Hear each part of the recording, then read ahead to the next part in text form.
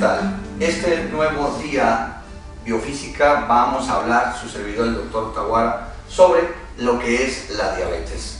¿Cómo entendemos y qué es realmente la diabetes? Porque la confusión del por qué se eleva el azúcar en los diabéticos, parece que eso es lo más importante, sin entender y empezando a crear consecuencias de que la diabetes, su mal es elevamiento de azúcar. Y empezamos a ver el azúcar como el enemigo número uno de la diabetes o el enemigo número uno de la vida, cuando menos con respecto a los diabéticos. Entendamos una cosa muy importante.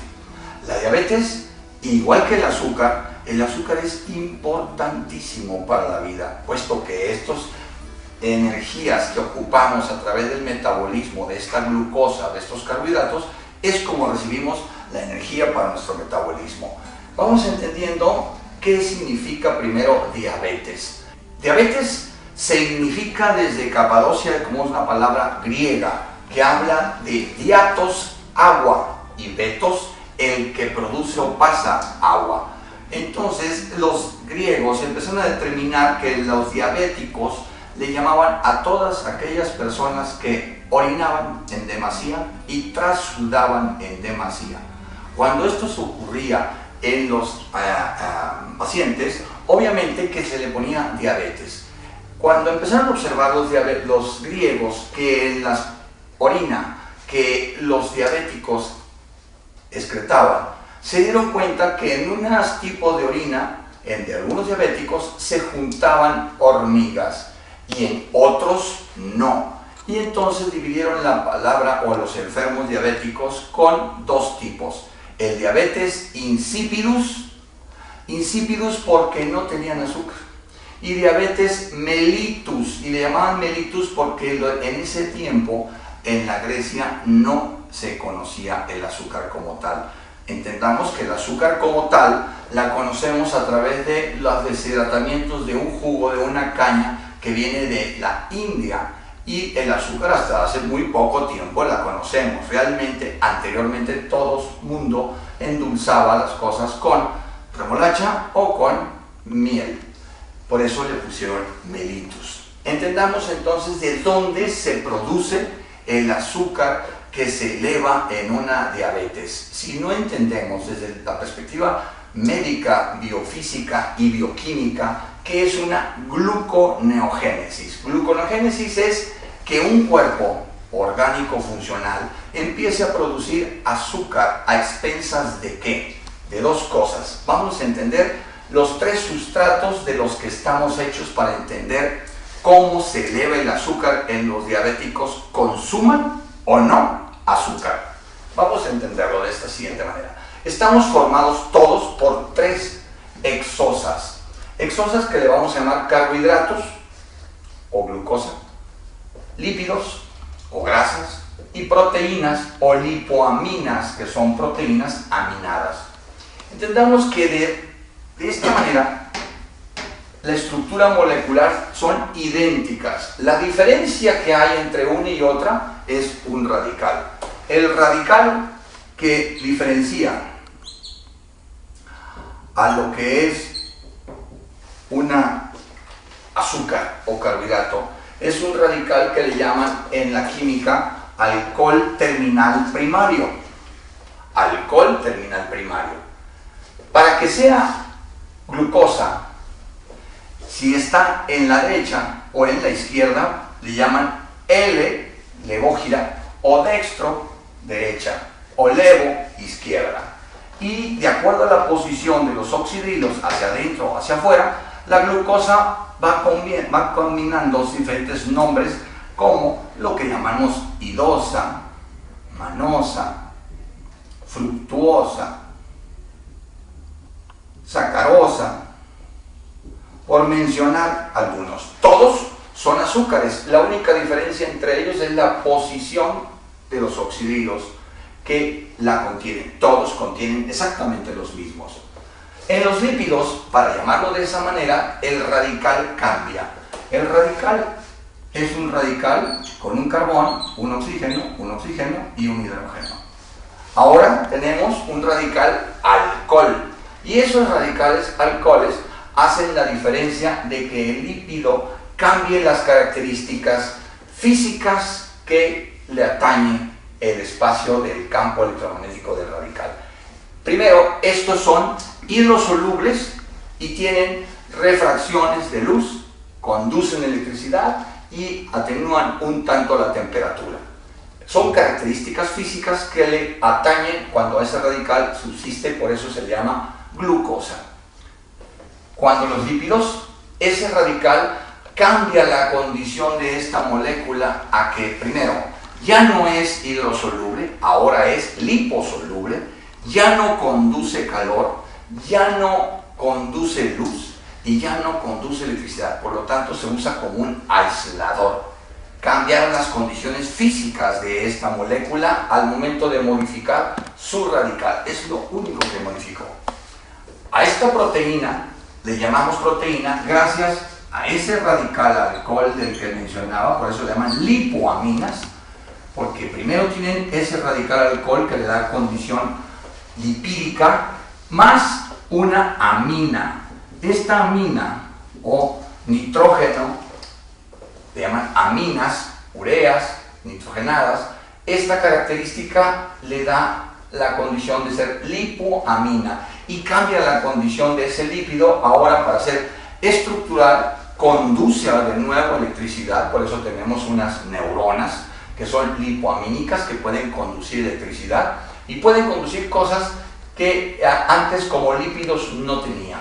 Esta lipoamina tiene características importantes de estructuración biológica que le da esa característica aminada a esa molécula. Entendamos que para poder metabolizar metabolizar o cambiar o destruir estos sustratos, necesitamos características como la presión de oxígeno, la presión de dióxido de carbono en una glucosa. Necesita, para que nos dé energía, necesita que la glucosa tenga un equilibrio de estas dos presiones para darnos un mol de energía o la liberación de 3 hidrogeniones de esta característica, iones hidrogenizados. Los lípidos necesitan mayor presión de oxígeno, una menor presión de dióxido de carbono y nos van a dar una energía de 0,3, muy pocos hidrogeniones. Y las proteínas,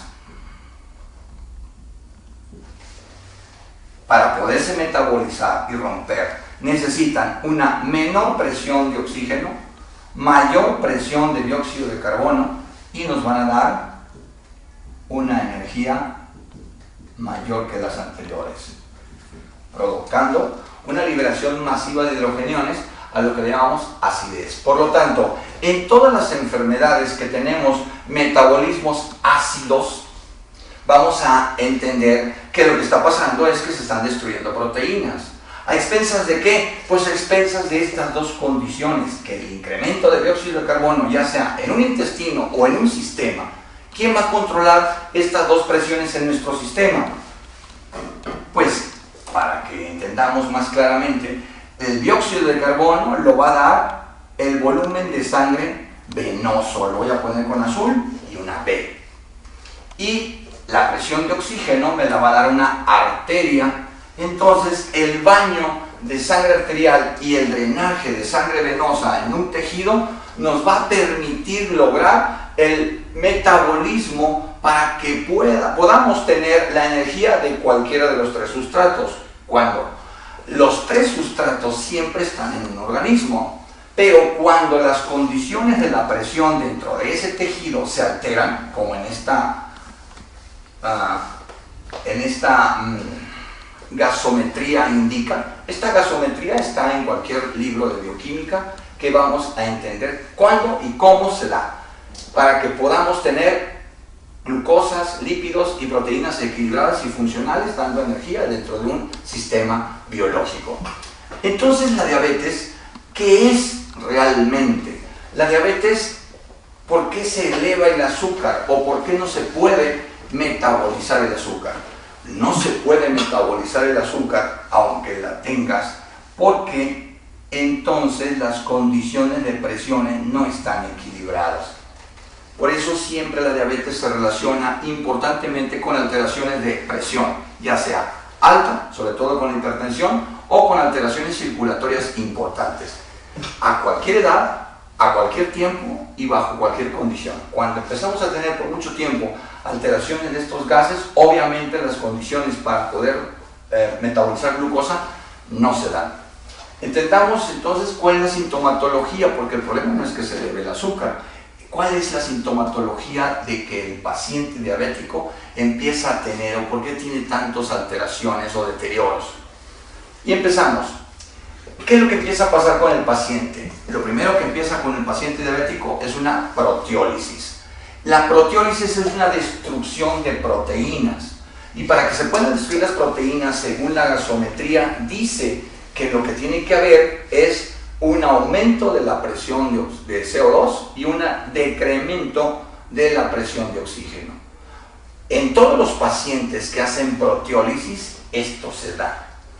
¿Cuándo se da? Cuando en un tejido el baño arterial es más pobre y se mantiene por más tiempo un retenimiento de sangre venosa, haciendo que dentro del tejido se mantenga la CO2 alta, ocasionando con ello la destrucción de esta amina.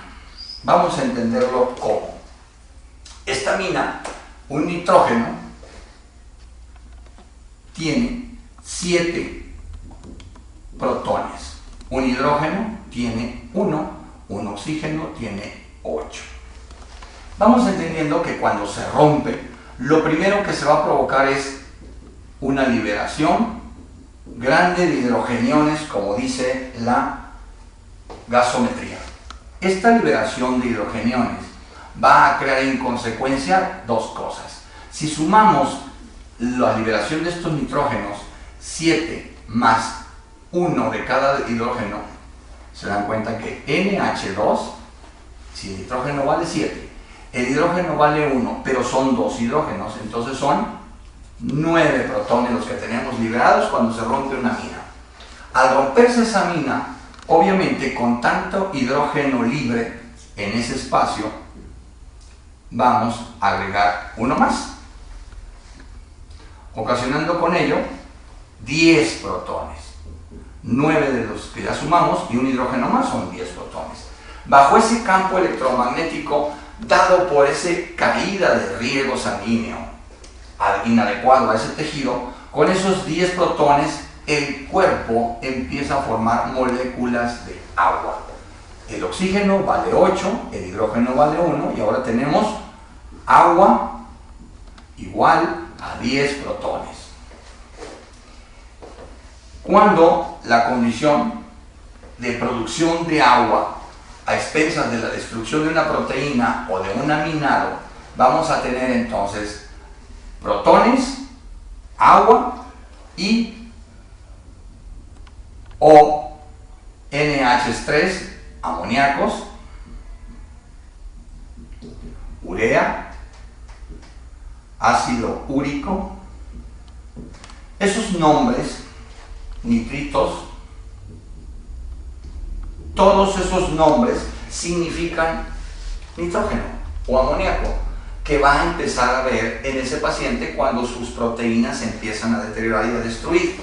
Esta característica de formación de agua, acidez y ureas elevadas son las primeras características que tiene un paciente con deficiencias de drenaje venoso, que hace que se incremente la CO2 en su tejido, ocasionando que las proteínas se destruyan y ocasionando como diagnósticos o como signos y síntomas acidez, producción, edema, orina, transpiración, agua y elevamientos de urea, ácidos úricos o nitritos.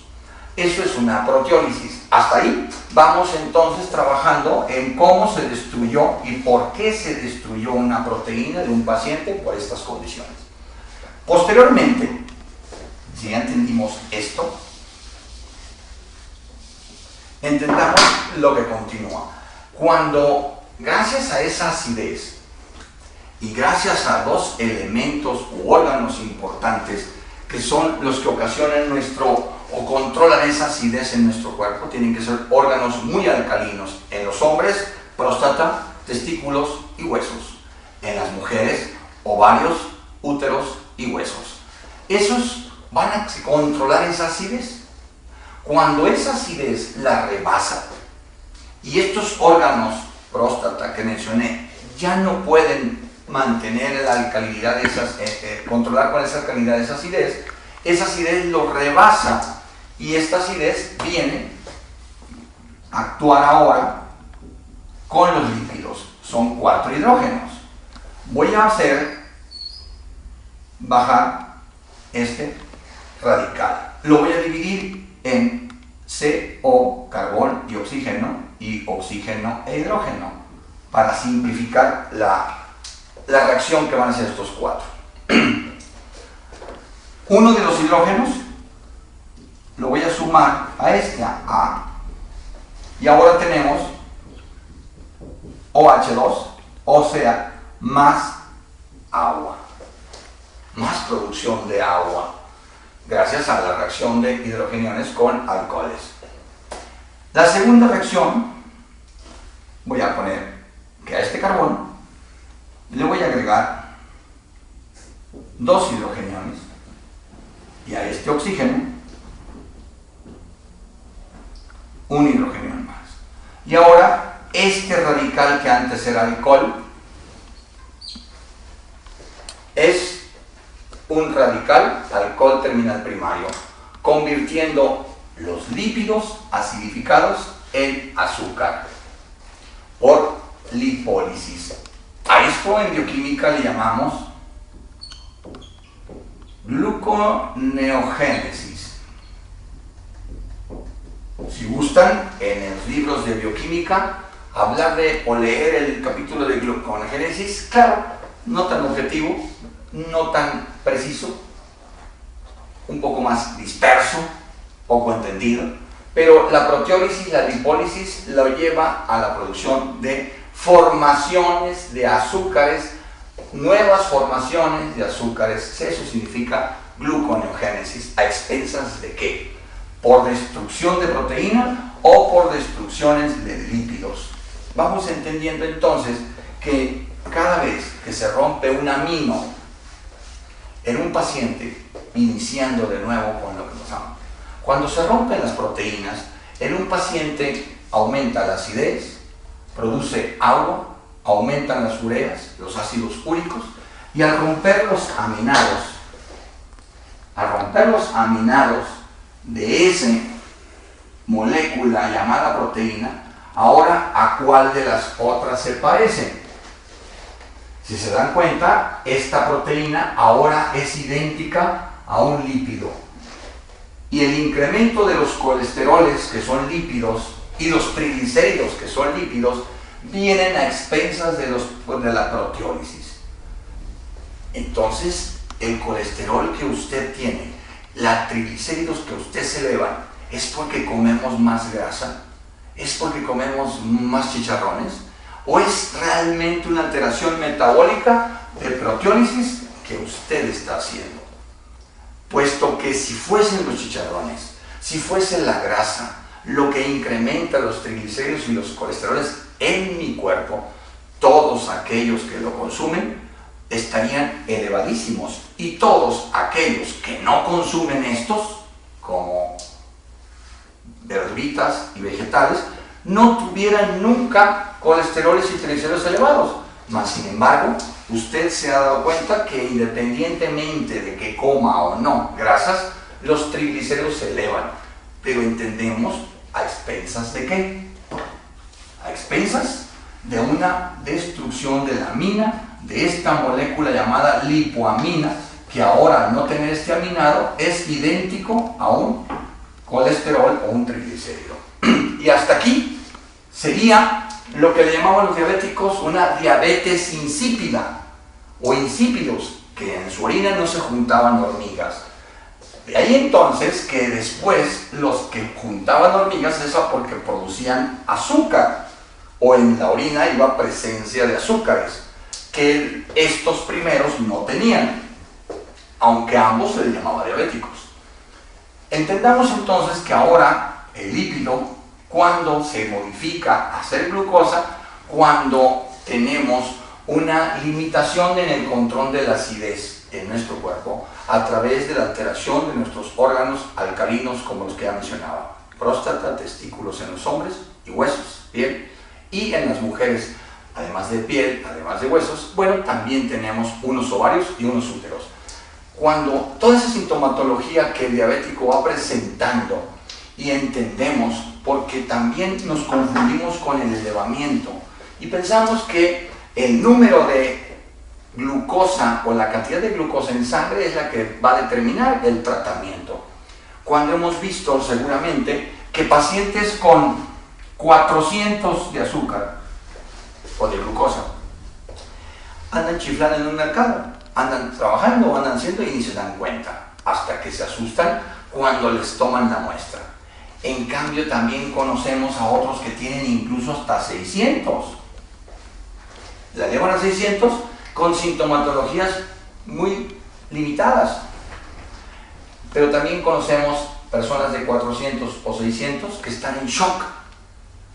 Entonces, si el azúcar produjese el shock o el coma diabético, todos los que estén en tal número caerían en coma, mas no todos los que están en 600 o en 400 o en 300 o en 200 caen en coma. ¿Quiénes son los que caen en coma? ¿Quiénes son los que caen en shock? ¿Y quiénes andan chiflando? Muy simple. Cuando el azúcar se eleva a expensas de destrucciones de proteínas masivas, obviamente la destrucción de la proteína es la que va a crear en consecuencia desvitalidad y alteraciones metabólicas importantes en un paciente. Y cuando a expensas de lípidos un paciente diabético incrementa sus niveles de azúcar, no le pasa absolutamente nada. Por lo tanto, es importante entender la dinamización metabólica que está ocurriendo en ese diabético para entender, tratar, resolver y curar la diabetes. Porque aunque estemos en el concepto de que la diabetes no tiene cura, obviamente no tendrá cura si seguimos pensando y conceptualizándola y tratándola igual. Porque si pensamos que la diabetes nomás se controla, ¿y qué controlamos? Cuando ustedes han observado que a pesar de dietas y tratamientos tampoco la controlan. No es cierto que la controlan. ¿Por qué mejor no empezamos a entender esto, que es científicamente comprobable, entendiendo cómo vamos a resolver que la proteína de mi paciente no se destruya, que los lípidos de mi paciente no se alteren en glucosa o hagan gluconeogénesis masivas, ocasionando con ellos trastornos metabólicos? Primer punto es mejorar las condiciones de esta circulación sanguínea. Mejorar la circulación sanguínea de esa arteria y de esa vena en ese riego del tejido no nomás es mejorar una condición de hemoglobina, no nomás es mejorar una condición de eritrocitos o de hematíes o células de la sangre, sino favorecer las características de ese plasma sanguíneo donde están inmersas estas células, para que tengan la funcionalidad adecuada, el volumen adecuado y las condiciones electromagnéticas adecuadas para que lleven a cabo la función que siempre han dado.